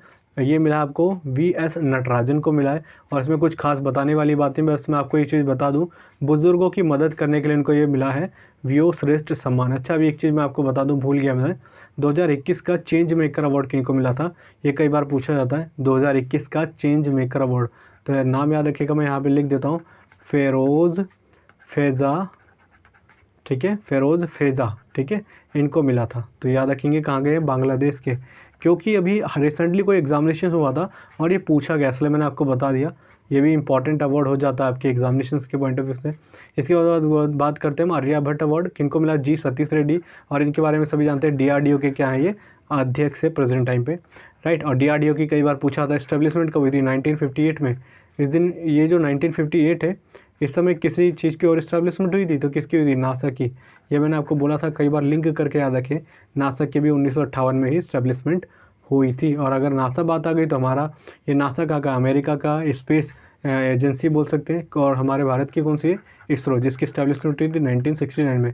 ऐसे लिंक करते रहिए, कोई प्रॉब्लम नहीं होगी मेरे हिसाब से, राइट। तो ये चीज़ें हो गई क्लियर। आगे बात करते हैं, लाल बहादुर शास्त्री नेशनल अवार्ड किनको मिला है, रणदीप गुलेरिया, इनके आगे लगा लीजिएगा डॉक्टर। और डॉक्टर रणदीप गुलेरिया कौन है, एक तरीके से कह सकते हैं डायरेक्टर हैं कहाँ के, एम्स दिल्ली के, ठीक है। और आपने कई बार इनको कोरोना के टाइम पे न्यूज़ चैनल में बहुत बार देखा भी होगा रणदीप गुलेरिया को। और बस इतनी चीज़ें हमको याद रखनी है। लाल बहादुर शास्त्री जी आ गए, तो इनकी भी चीज़ें मैं आपको कुछ बता दूं, जैसे ये भारत के सेकंड प्राइम मिनिस्टर थे, ठीक है। और इन्होंने जय जवान जय किसान का नारा दिया था। हाँ, अगर जय जवान जय किसान का नारा आता है तो लाल बहादुर शास्त्री, बट अगर आ जाता है जय जवान जय किसान जय विज्ञान, वो थे अटल बिहारी वाजपेयी ने दिया था वो एक तरीके से नारा। और इन्हीं के टाइम पे एक हुआ था ताशकंद का समझौता, ठीक है, ताशकंद समझौता। ये कब हुआ था पूछा जाता बहुत बार, SSC के CHSL में पूछा गया था, 1966 में पूछा गया था। कब हुआ था, 1966 में हुआ था ये। और ये क्यों हुआ था, 1964 में आप जानते हैं इंडिया और पाकिस्तान का वॉर हुआ था, जिसमें पाकिस्तान की हार हुई थी। और इसी के लिए उन्होंने बोला कि शांति व्यवस्था बनाए रखने के लिए आपको हमारे साथ समझौता करना पड़ेगा। इंडिया ने समझौता किया था 1966 में। और इसमें कौन थे, हमारे देश की तरफ से थे लाल बहादुर शास्त्री, और पाकिस्तान की तरफ से थे जनरल अयूब खान। तो ये भी कई बार पूछा जाता है। और इसी के बाद आप सभी जानते हैं 1971 वॉर हुआ था पाकिस्तान के साथ। और इसी के बाद 1972 क्या हो गया था, शिमला समझौता हुआ था। ये कई बार पूछा जाता है, शिमला समझौता कब हुआ था, 1972 में। तो ये चीज़ मेरे को जो लगा आपको ज़रूरी बन जाती, याद रखिएगा, ठीक है। और बस आपको याद रखना, आगे की तरफ बढ़ते हैं। ये कौन है, CKP award for global business sustainability leadership किनको मिला है, सत्या नडेला को। और कुछ खास बताने वाली बात नहीं, इनके बारे में नॉर्मली सभी जानते होंगे। आगे बढ़ते हैं, मिस अर्थ इंडिया 2021 किनको मिला है, रश्मि माधुरी को मिला है। और अगर मैं देखिए आपको मिस अर्थ 2021 बता रहा हूँ, तो ये भी याद रखिएगा, मिस यूनिवर्स 2020 किनको मिला था, ये मैंने आपको पहले ही बताया था, एंड्रिया मेजा को, ठीक है, लिख देता हूँ मैं, एंड्रिया मेजा। कहाँ की थी ये आपकी थी, एक बात करें तो मैक्सिको की थी, ठीक है, मैक्सिको की थी ये। तो इनका नाम याद रखिएगा। मिस यूनिवर्स 2020 बनी थी। अगर हम बात करें मिस इंडिया 2020 कौन थी, तो वो सभी को पता होगा, मानसा वाराणसी बनी है, ठीक है। तो ये चीज़ याद रखिएगा, क्वेश्चन घुमा घुमा के हमारे एग्जामिनेशन में पूछे जाते हैं। अगला चलते हैं, ग्लोबल पीस फोटो अवार्ड किनको मिला था, तो बहुत ही फेमस नाम है ये, आध्या अरविंद को मिला था ग्लोबल पीस फोटो अवार्ड। अब देखिए जो बात करें ये आध्या अरविंद, अब इनका नाम क्यों रहा है, क्योंकि बहुत ही छोटी उम्र में इन्होंने इस अचीवमेंट को करा है, बस 7 साल की उम्र है इनकी। तो ये आपने न्यूज़ वगैरह में देखा होगा, इसलिए मेरे को लगा। आगे की तरफ देखिए, इको ऑस्कर, ये किन्होंने जीता भी हाल ही में, विद्युत मोहन ने है जीता है, राइट, विद्युत मोहन। और एक तरीके से किस लिए अवार्ड दिया जाता है ये इको ऑस्कर, ये बात किया जाए तो इको फ्रेंडली जो होते हैं, जो बहुत ही अच्छे से एक तरीके से एनवायरनमेंट की प्रोटेक्शन करते हैं, और उन्हीं के लिए उनको बढ़ावा देने के लिए अवार्ड प्रदान किया जाता है प्रतिवर्ष, ठीक है। हम बात कर लेते हैं, सुपर कोरोना वॉरियर अवार्ड किनको मिला है, BS येदियुरप्पा। और मैंने आपको कई बार बताया था, ये बहुत फेमस पर्सनैलिटी हैं, ठीक है। ये कमेंट बॉक्स में बताइए कौन है ये BS येदियुरप्पा। बस हमको इतनी चीज़ें आपको याद रखना है। आगे बढ़ते, UNESCO martial art education prize 2021 किनको मिला है, कुंग फू नान को मिला है। बस आपको देखिए नाम याद रखना है, मैं डिटेल में आपको कुछ ज़्यादा बताऊंगा नहीं। और ना आपके एग्जामिनेशन में पूछा था, हमारे एग्जामिनेशन में हमसे फैक्ट पूछे जाते हैं, जो हमको फैक्ट के साथ ही याद रखने हैं, ठीक है। आगे की तरफ देख लेते हैं कौन कौन से अवार्ड हो रहे हैं। अब अगला हमारा है नेशनल यूथ अवार्ड, किनको मिला है, मोहम्मद या MD आज़म को मिला है, राइट। और बस आपको याद रखना है नेशनल यूथ अवार्ड। अच्छा, नेशनल यूथ अवार्ड आ गया, तो नेशनल यूथ डे कब मनाया जाता है, तो आप सभी को मैंने कई बार बताया है, 12 जनवरी को मनाया जाता है। क्यों मनाया जाता है, स्वामी विवेकानंद जी का जन्म हुआ था। स्वामी विवेकानंद जी कौन थे, जिन्होंने हिंदू धर्म का एक बहुत ही अच्छे तरीके से प्रतिनिधित्व करते हुए शिकागो में, कई बार पूछा जाता है कहाँ पर दिया था इन्होंने एक लेक्चर, शिकागो में 1893 में हिंदू धर्म का एक तरीके से बताया कि कैसा धर्म है हिंदू हमारा, और उसी की तरीके से भारत का रिप्रेजेंटेटिव बन के गए थे और बहुत ही इफेक्टिव इनका लेक्चर था, भाषण था, इसलिए जाना जाता है। कई बार बोला जाता है कौन से सन में दिया था, 1893 में। कहाँ दिया था? शिकागो में दिया था। और इनका निकनेम पूछा जाता है या इनका बचपन का नाम, तो नरेंद्र नाथ था इनका नाम, ठीक है। और अगर हम बात करें कि ये कई बार पूछा जाता है कि रामकृष्ण परमहंस किनके गुरु थे, तो वो शिवा आपके इन्हीं के गुरु थे। कौन थे आपके? स्वामी विवेकानंद जी के, ठीक है। बस आपको याद रखना है। और इन्हीं के रामकृष्ण परमहंस के नाम से याद आ गया, तो ये कई बार पूछा था रामकृष्ण मिशन, ठीक है। ये किन्होंने लॉन्च किया था, किनके द्वारा बनाया गया था? तो हमारे यही थे, स्वामी विवेकानंद जी। बहुत फेमस पर्सनैलिटी है, इनके बारे में आपको ऑलरेडी कई बार बता भी चुका हूँ। आगे चलते हैं। आगे हमारा क्वेश्चन है AANS अवार्ड, ये किस में किनको प्रदान किया गया है? तो याद रखिएगा ये मिला है वसंत कुमार को। ये पूरी तरीके से फुल फॉर्म क्या है इसकी? American association of neurological surgeon, ठीक है। ये अवार्ड मिला है इनको और ये पहले भारतीय जिनको इस अवार्ड से सम्मानित किया गया है, तो ये इसलिए ज़रूरी बन जाता है। और अगर हम नेक्स्ट की तरफ देखते हैं, IAU के फर्स्ट इंडियन मेंबर कौन बने? अगर मैं आपको एग्जैक्टली बोलूँ इंग्लिश में, इंटरनेशनल एस्ट्रोनॉमिकल यूनियन के मानद सदस्य बने हैं। कौन बने हैं ये आपके? दोरजी अंगचुक, ठीक है, दोरजी अंगचुक। और ये पहले भारतीय हैं, तो इसलिए हमारे लिए ज़रूरी बन जाता है नाम, ठीक है। बस इतने ही थे आपको जो अवार्ड्स हो गए या बहुत सी बड़ी ख्याति जिन्होंने अर्न करी है इस टाइम पे, तो हमारे लिए इनको याद रखना ज़रूरी है। आगे की तरफ बढ़ते हैं। नेक्स्ट क्वेश्चन क्या हमारा? समलैंगिक लोगों को विवाह करने की अनुमति देने वाला फर्स्ट देश कौन सा बन गया विश्व में? Which is the first country to allow gay people to get married? तो राइट आंसर क्या हो जाएगा इसका? स्विट्ज़रलैंड बन गया। इंपॉर्टेंट आपके हिसाब से करंट अफेयर है ये, मैं अगर बोलूँ तो। अब देखिए मैं आपको एक चीज़ बता दूँ, स्विट्ज़रलैंड आ गया तो स्विट्ज़रलैंड से एक चीज़ याद रखिएगा। वैसे आप सभी जानते हैं जेनेवा बहुत ज़्यादा ज़रूरी है, यहाँ पर बहुत सारे इंटरनेशनल हेडक्वार्टर्स आते हैं, राइट। बट एक कई बार कन्फ्यूज़न हो जाती है, ये क्या है? वर्ल्ड इकोनॉमिक फोरम, इसका हेडक्वार्टर पूछा जाता है कि कॉलोनी में है इसका, ठीक है। तो ये कई बार पूछा जाता है कहाँ पर है, ये मैंने स्पेलिंग आपको लिख दी, ये स्विट्ज़रलैंड में। तो याद रखिएगा वर्ल्ड इकोनॉमिक फोरम का हेडक्वार्टर यहीं पे है, स्विट्ज़रलैंड के।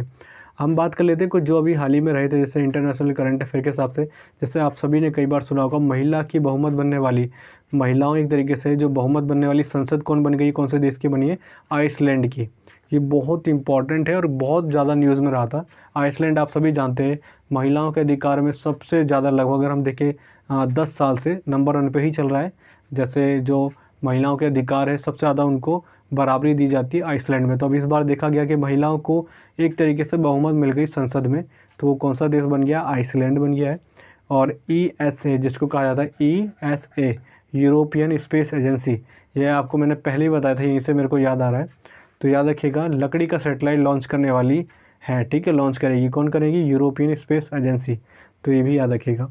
अब मैं आपको एक चीज़ और बता दूं, हम इंटरनेशनल लेवल से बात करें तो मित्र शक्ति युद्ध अभ्यास किन के बीच में हुआ था? मित्र शक्ति, हाँ, किन के बीच में हुआ था?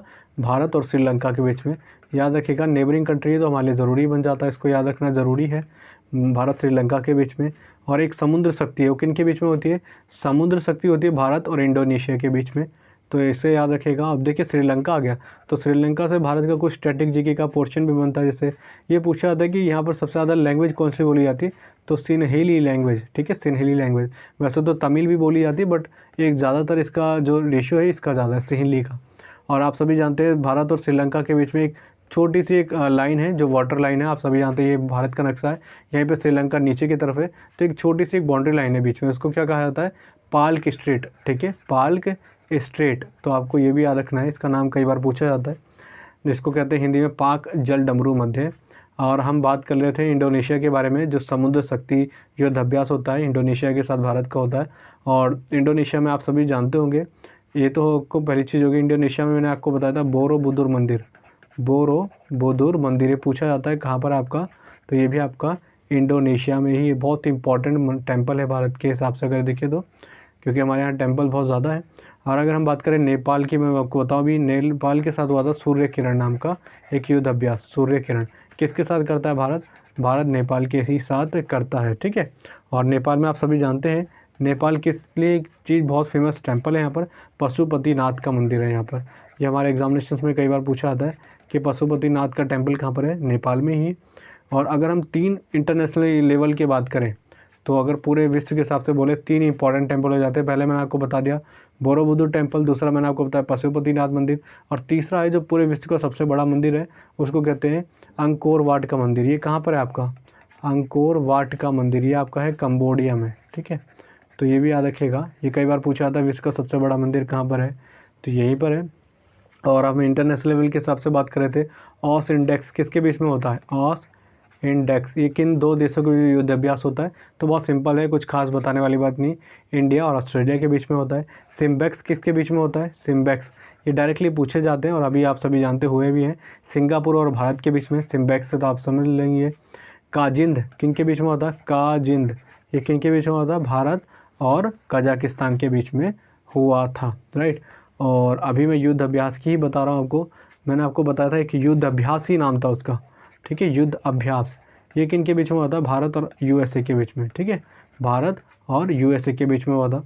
और अगर हम बात करें अजय वॉरियर अभ्यास किसके बीच में हुआ था? अजय वॉरियर, ठीक है, वॉरियर ये किसके बीच में हुआ था? भारत और यूके के बीच में, यूनाइटेड किंगडम, इस बार उत्तराखंड नहीं है। और अगर हम बात करें हुआ कहाँ पर था, तो ये उत्तराखंड में ही आयोजित किया गया था। बेसिकली अगर हम देखें ज़्यादातर जो युद्ध अभ्यास होते हैं उत्तराखंड, हिमाचल प्रदेश या राजस्थान टाइप की जगह में ही होते हैं। और उत्तराखंड के साथ कह रहा हूँ, उत्तराखंड कह रहा हूँ, यूनाइटेड किंगडम के साथ, इंग्लैंड के साथ या ब्रिटेन के साथ भारत की एक और युद्ध अभ्यास हुआ था अभी हाल ही, मैंने आपको कुछ समय पहले बताया था, कोंकण। ठीक है, ये किसके साथ हुआ था? यूके और भारत के बीच में हुआ था। और कोंकण से आपको मैंने कई बताया, कोंकण तट कहाँ का तट कहा जाता है? गोवा के तट को। और कोंकणी लैंग्वेज सबसे ज़्यादा कहाँ बोली जाती है? गोवा में बोली जाती है। तो ऐसे लिंक करके याद रखिएगा। ठीक है, हमने ये बात कर ली। और अगर हम बात करें, अभी मैं इंटरनेशनल लेवल के हिसाब से आपको बता रहा हूँ। अच्छा, SCO दोबारा लिख देता हूँ, SCO इसका 9th मेंबर कौन बना है?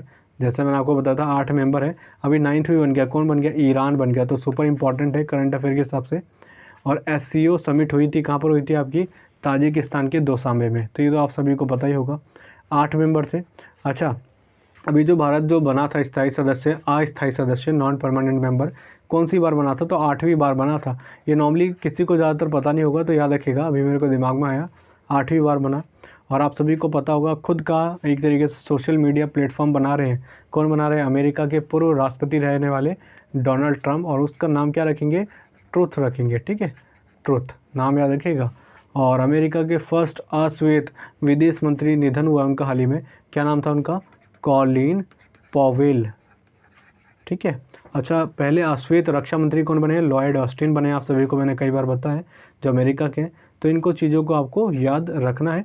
नेक्स्ट क्वेश्चन क्या हमारा? राइडर कप 2021 किसने जीता? Who won the Ryder cup 2021? Right answer क्या जाएगा? यूएसए, अमेरिका के द्वारा जीता गया है।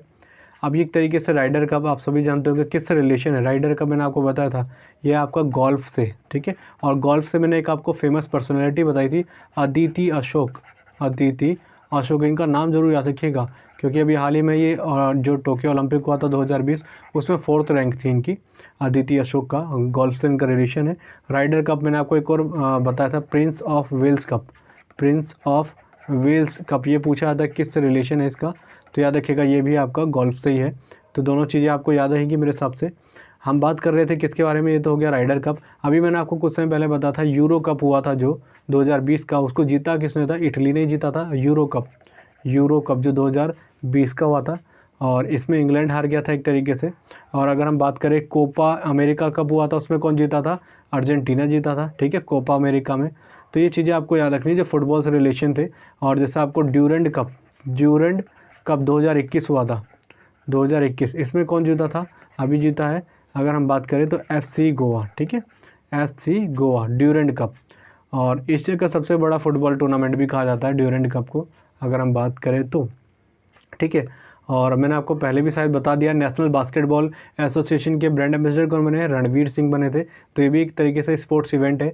और मैंने आपको इससे रिलेशन चीज़ें बता दी। अब देखिए, जो अक्टूबर या सितंबर मंथ में जो इम्पॉर्टेंट स्पोर्ट्स एक्टिविटी रही है या उनसे रिलेशन कुछ रहे, तो आपको पता होने चाहिए, उनके बारे में डिस्कस कर लेते हैं। जैसे 17 नंबर के ग्रैंड एम्बेसडर बने हैं, ग्रैंड मास्टर बने हैं, कौन बने हैं? राजा ऋत्विक बने। ये सुपर इंपॉर्टेंट है, जरूर मार्क कर लीजिएगा, जरूर पूछा जाएगा। राजा ऋत्विक 17वें नंबर के ग्रैंड मास्टर ये बने हैं। ठीक है, और ग्रैंड मास्टर से मैंने आपको कई बार बताया है कि भारत के सबसे पहले ग्रैंड मास्टर कौन बने थे? तो ग्रैंड मास्टर बने थे हमारे विश्वनाथन आनंद, जो पहले व्यक्ति थे जिनको भारत रत्न कह रहा हूँ मैं आपको, विश्वनाथन आनंद पहले व्यक्ति थे जिनको, जो आज के टाइम पे राजीव गांधी खेल रत्न पुरस्कार था उसका नाम बदल के क्या कर दिया गया है, मेजर ध्यानचंद खेल रत्न पुरस्कार कर दिया गया है। तो पहले व्यक्ति थे जिनको राजीव गांधी खेल रत्न पुरस्कार से सम्मानित किया गया था। कौन थे? हमारे विश्वनाथन आनंद। कहाँ के थे? तमिलनाडु के। और अगर हम वैसे बात करें कि सबसे युवा जो एक तरीके से हमारे ग्रैंड मास्टर हैं पूरे विश्व में, अगर हम बात करें तो वो है अभिमन्यु मिश्रा। ठीक है, अभिमन्यु मिश्रा। अगर हम बोले भारतीय कौन से हैं जो सबसे युवा हैं, तो उनका नाम मैंने आपको कई बार बताया, डी गुकेश नाम है उनका। ठीक है, तो 70 नंबर के कौन बन गए? राजा ऋत्विक बन गए। देखिए, चेस से रिलेटेड मैं आपको एक चीज़ बता दूं जो मैंने आपको बताई नहीं, टोटल स्क्वायर कितने होते हैं अगर हम बात करें तो स्क्वायर कितने होते हैं? 64 होते हैं। बट अगर हम बात करेंगे चेस है, ऐसे बॉक्स बने होते हैं, ये अगर पर्टिकुलर बात करें तो 64 होते हैं। बट टोटल अगर स्क्वायर पूछा जाएगा, आप सभी जानते हैं काउंटिंग फिगर में हम जब काउंट करते हैं तो कुछ स्क्वायर ऐसे भी बन जाते हैं, कुछ ऐसे भी, तो ओवरऑल देखेंगे तो 204 बन जाते हैं। ठीक है, तो आपको ये याद रखना है, स्क्वायर नॉर्मली होते हैं 64 होते हैं, तो आपको याद रखना है। अगर बेसिकली ऐसे घुमा के पूछा जा रहा है कि टोटल कितने होते हैं, सभी को मर्ज करके तो 204 बन जाते हैं। मैंने आपको पहले बताया था मैग्नस कार्लसन बहुत फेमस प्लेयर है, किसके? चेस प्लेयर रहे हैं वो, और कहाँ के? नॉर्वे के। अभी हाल ही में उनको मास्टर कार्ड का भी ब्रांड एम्बेसडर बनाया गया है। तो आपको ये चीज़ें याद रखनी है। आगे की तरफ बढ़ते हैं। आगे हमारा कौन सा है? 70 आपका हो गया क्लियर। अच्छा, एक चीज़ मैं आपको बता दूं, कॉमनवेल्थ गेम्स 2022 कहाँ पर होंगे? बर्मिंघम में, क्योंकि अभी दोबारा रिसेंटली बताया गया है, तो आपको याद रखना है 2022 में तो होंगे बर्मिंघम में, और 2018 में कहाँ हुए थे? गोल्ड कोस्ट ऑस्ट्रेलिया में हुए थे। ठीक है, और पहली बार कब हुए थे? 1930 में हुए थे हैमिल्टन में। तो ये चीज़ याद रखेंगे। आगे की तरफ बढ़ते हैं। FIH star award player of the year किनको मिला है? हरमनप्रीत कौर एंड गुरजीत कौर। ये आप सभी जानते हैं हॉकी से इसका रिलेशन है। तो मैं आपको कुछ ये अलग अलग एक श्रेणियों में, कैटेगरी में दिया गया था। जैसे गोलकीपर की बात करें तो किन किन को मिला था? PR सीरीजेस, इनका नाम तो नॉर्मली सभी जानते होंगे, PR सीरीजेस को मिला था। और अगर हम बात करें महिलाओं में किन को मिला था? सविता पुनिया को, इनका भी आपने नाम बहुत बार सुना होगा। और जो PR सीरीजेस है इनका बहुत स्ट्रगलिंग पीरियड रहा, आप सभी जानते होंगे, और सबसे ज़्यादा गोल इन्होंने बचाए थे अगर बात किया जाए तो। दोनों ही गोलकीपर हैं, सविता पुनिया। और अगर हम बात करते हैं जैसे कोच किनको मिला है, अगर हम बात करें इसमें कोच का एक अवार्ड मिला है, किनको मिला है? ग्राहम रीड को मिला है। और अगर हम बात करें ये तो हो गया आपके पुरुष के हिसाब से, ठीक है, कोच में ग्राहम रीड को, तो ये आपको याद रखना है। और राइजिंग ऑफ द प्लेयर किनको मिला है? शर्मिला देवी और विवेक सागर को। ठीक है, शर्मिला देवी और विवेक सागर, मैं नाम लिख देता हूँ, शर्मिला देवी, ये तो आपका महिलाओं में है, और पुरुषों में किनको मिला है? विवेक सागर को।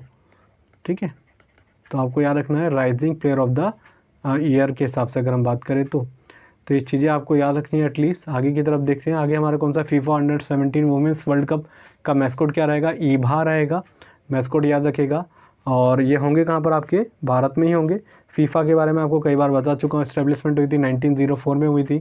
देखिए, याद करने का एक तरीका है, बहुत बार पूछा जाता है कि पहली बात इसका हेडक्वार्टर कहाँ पर है? ज्यूरिक में है, ज्यूरिक में 1904 में इसकी इस्टेब्लिशमेंट हुई थी। और एक और है, इसी के हिसाब से मैं आगे अभी आपको बताऊंगा। ये रहा देखा आपका ISSF जूनियर वर्ल्ड कप जो चैम्पियनशिप है, उसमें भारत का क्या रैंक रहा है? तो 43 मेडल आए हैं भारत के, और इसमें भारत फर्स्ट रैंक में आया था। और अगर हम बात करें फर्स्ट तो भारत आगे। टोटल कितने मेडल थे? तो 43, 17 इसमें गोल्ड रहे भारत के। बात करें तो सिल्वर 16 रहे, और बाकी कितने रह गए? ब्रॉन्ज रह गए। ठीक है, तो ये हो गया। अब देखिए ISSF ये शूटिंग से रिलेशन होता है, आपको मैंने कई बार बताया। इसका हेडक्वार्टर कहाँ पर है आपका? म्यूनिक जर्मनी में, लिख देता हूँ मैं, म्यूनिक जर्मनी में। और इसकी स्टैब्लिशमेंट हुई थी 1907 में।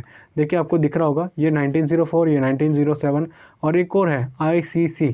ठीक है, और इसकी स्टैब्लिशमेंट कब हुई थी? 1909 में। तो इन तीनों को एक साथ याद रखिएगा, आपको याद होने में दिक्कत नहीं होगी, क्योंकि तीनों के सन बहुत ज़रूरी है और बहुत इंपॉर्टेंट एक तरीके से आप जानते हैं फेडरेशन है, तो इनके नाम याद रखिएगा। ICC की स्टैब्लिशमेंट हुई थी 1909 में, और आपका जो FIFA की हुई थी 1904 में, और आपका ISSF जिसको शूटिंग फेडरेशन कहते हैं इंटरनेशनल के हिसाब से 1907 में इसकी स्टैब्लिशमेंट हुई थी। ठीक है, और अगर हम बात कर लेते हैं तो आपको होगी क्लियर जो चीज़ें मैंने आपको बता दी। और आगे चलते हैं। आगे कौन सा है? विनर ऑफ द IPL 2021 कौन बने? Chennai super king. बहुत सिंपल है, किनको हराया था? KKR को हराया था इन्होंने। और कौन सा संस्करण था, कौन सा एडिशन था? 14th नंबर का एडिशन था। और मैं आपको कई बार बता चुका हूँ कि अब जब क्रिकेट आ रहा तो को याद रखेगा, अभी हाल ही में ओडीआई में शतक जो लगाने वाली दुनिया की सबसे कम उम्र की खिलाड़ी बन गई है। कौन बनी थी? Amy Hunter. ठीक है, एमी हंटर, ये आयरलैंड की है, बट इतना इंपॉर्टेंट नहीं है, फिर मैं आपको बता देता हूँ क्योंकि मैंने न्यूज़पेपर वगैरह में बहुत नाम सुना था इनका, तो आपको याद भी रख सकते हैं। एमी हंटर हैं ये। और ये हो गया आपका क्लियर, जो चीज़ें मैंने आपको बता दी। और आईपीएल के बारे में बता रहा था मैं आपको, 14वां संस्करण था जिसमें सीएसके ने, जिसको कहते हैं चेन्नई सुपर किंग्स ने, जीता है। और हारी कौन थी? केकेआर हारी थी। आईपीएल स्टार्टिंग कब हुई थी ये आपके लिए है, कमेंट बॉक्स में बताइएगा आईपीएल की स्टार्टिंग कब हुई थी। और जैसे अगर हम बात करें इसी आईपीएल में क्या रहा था, पर्पल कैप आप जानते हैं, पर्पल कैप एक तरीके से जो सबसे ज़्यादा हाईएस्ट विकेट टेकर होता है वो किन को मिला था? हर्षल पटेल को मिला था। हर्षल पटेल कहते हैं उनको। ठीक है, और अगर हम बात करें कि ऑरेंज कैप जो सबसे ज़्यादा रन बनाते हैं तो कौन थे? ऋतुराज गायकवाड़, जो सीएसके की तरफ से खेले थे जिन्होंने। ठीक है, और अगर हम बोले सबसे महंगी खिलाड़ी कौन थे? Chris Morris. ये तो सिंपल से आप सभी को पता ही होगा आईपीएल के बारे में, राइट। आगे चलते हैं, आगे कौन सा हमारा आगे हमारा उबेर कप किन्होंने जीता है? चाइना ने जीता है। ये उबेर कप किसने जीता? चाइना ने। किसको हराया? अगर ये हराया है जापान को। और याद रखिएगा हुए कहाँ पर थे? ये आपके डेनमार्क में हुए थे। ठीक है, तो आपको बस याद रखना है चाइना ने जीता था, और हारा भी याद रख लीजिएगा जापान का, क्योंकि बहुत ही एक तरीके से कहते हैं कि क्रूशियल मैच था ये। और थॉमस कप किन्होंने जीता? इंडोनेशिया ने जीता। हारा कौन था इसमें? चाइना हारा। ठीक है, इंडोनेशिया ने जीता है थॉमस कप। और उबेर कप, थॉमस कप मैंने आपको कई बार बताया किस खेल से संबंधित है? ये बैडमिंटन से है आपका। और अगर हम बात करें, एक और चीज़ बता दो, बीजू पटनायक अवार्ड किनको मिला था? अमित रोहित दास को। किस चीज़ के लिए? हॉकी खिलाड़ी है। और आपको पता होगा अगले 10 साल तक के लिए उड़ीसा सरकार ने इनको स्पॉन्सर कर दिया है हॉकी टीम को। ठीक है, तो ये चीज़ें क्लियर हो गई होंगी जो मैंने आपको बता दिया, तो आपको एटलीस्ट इतनी चीज़ें याद रखनी है। ये मैंने शायद नहीं बताया, south Asian football federation championship 2021 ये किसने जीता? भारत ने ही जीता है। तो ओवरऑल ये देखिए स्पोर्ट्स इवेंट जो रहे थे ये मैंने आपको बता दिए, तो आपको ऐसी तरीके से याद रखना है। देखिए सेपरेट वाइज लेके चलना है, जैसे मैं आपको प्रोवाइड करा रहा हूँ। जैसे आपको स्पोर्ट्स इवेंट है तो आपको एक मंथ के अलग से उनको कंपाइल कर रख लीजिए। अपॉइंटमेंट है उनको एकदम अलग कंपाइल करके रख लीजिए। जो भी चीज़ें उनको कंपाइल अलग अलग करके रखें और इंटरलिंक करते रहे। जैसे कोई भी चाइना आ रहा है तो चाइना की आपको कुछ चीज़ें फेमस पता होनी चाहिए कि इंडिया पाकिस्तान या इंडिया चाइना के में कौन सी लाइन होती है, एलएसी होती है, कौन सा वॉर हुआ था हमारे में, 1962 वॉर हुआ था। ऐसी चीज़ याद रखेंगे, लिंक होने में दिक्कत नहीं होगी, रिविज़न होता रहेगा। तो बस यही कहूँगा, वीडियो पसंद है तो ज़रूर लाइक करें, इसको शेयर करें जितना हो सके, क्योंकि लोग शेयर नहीं करते हैं, लाइक कर देते हैं। थोड़ा सा अगर आप इसमें अप्रिशिएट करेंगे तो आगे भी वीडियो बनाने का थोड़ा सा मोटिवेशन मिलता है।